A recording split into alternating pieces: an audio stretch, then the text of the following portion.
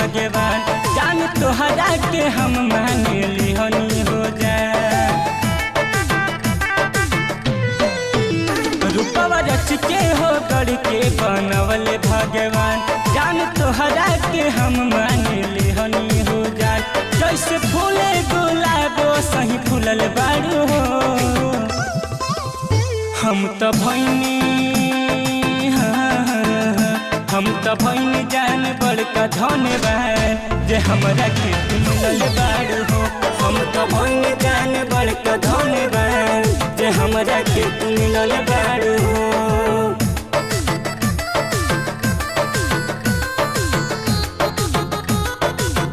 Music by Aman Rao.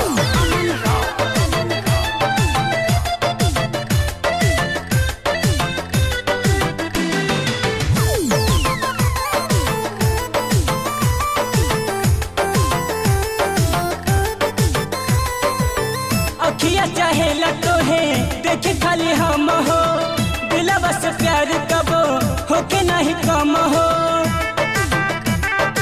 ए जान हाँ अखिया चाहेला तोहे देखे खाली हम हो दिलवा से प्यार कबो होके नहीं कम हो। तोहरा होठ के ललाई बड़ा निक लागेला मुस्की मारलू ये जान बड़ा ठीक लागेला। धसल बाड़ू तू ही दिलवा में महिलल बाड़ू हो हम तो भैनी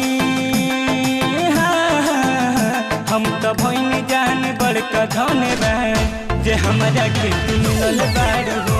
हम तो भैनी जान बड़का धन्यवाद जे हमरा के मिलल बाड़ू हो।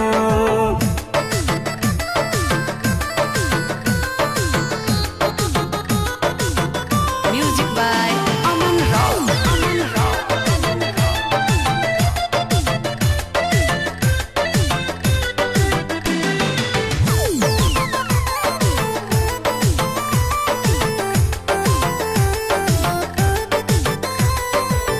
तोहरा के पाके हम तो करन गुरूर हो कबो जान गई है जान हमारा से दूर हो।